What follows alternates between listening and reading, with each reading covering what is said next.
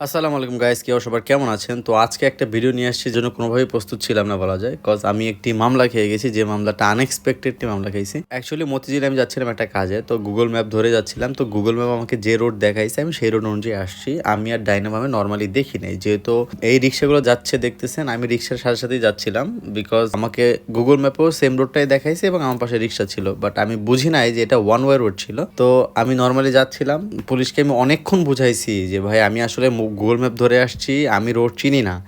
Even আমি দেখলাম রিক্সা যাচ্ছে, তো সেই ক্ষেত্রে আমি তাদের সাথে সাথে যাচ্ছিলাম।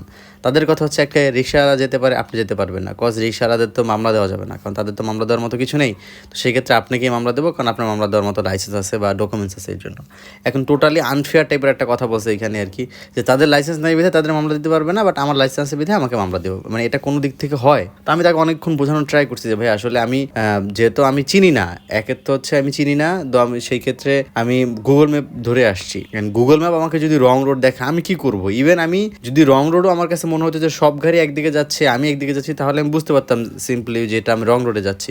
বাট গুগল ম্যাপ অনুযায়ী আমি যেভাবে আসতেছি তখন দেখলাম সাইড দিয়ে রিক্সা আসতেছে, তাহলে আমি ভাবলাম হয়তো বড় গাড়ি নেই, ছোট গাড়ি আছে, আমি তাদের সাথে যাচ্ছি। এটা দেখা যাচ্ছে কিন্তু ডাবল লেন, লাইক এদিক থেকে একটা যাচ্ছে, এদিক থেকে রিক্সাদার আসছে। এখন নর্মালি যে কেউ বুঝবে যে ডাবল লেনের রোড, এটা তাদের কথা হচ্ছে এটা সিঙ্গেল লেন, এখান থেকে যাওয়া যাবে না, এটা উল্টা পথ হয়ে গেছে। যেমন এই ভাইকেও আটকাইছে। আসলে আমার এখানে আর কিছু বলার নেই, আমি ওনাকে অনেকক্ষণ বোঝানোর ট্রাই করছি, বাট উনি ওনার মানে জায়গা থেকে স্ট্রিক্ট যে সে কোনোভাবেই আমাকে কনসিডার করবেন। আমি তাকে আমি গিলটি যদি হইতাম যে ভাই হ্যাঁ আমি জানি শুনি আসছি, সেই ক্ষেত্রে মানতাম, বাট আমি জানি না, আনফর্চুনেটলি আসছি। তো যাই হোক, কিছু করার নেই, যেহেতু মামলাটা খেয়েই গেলাম।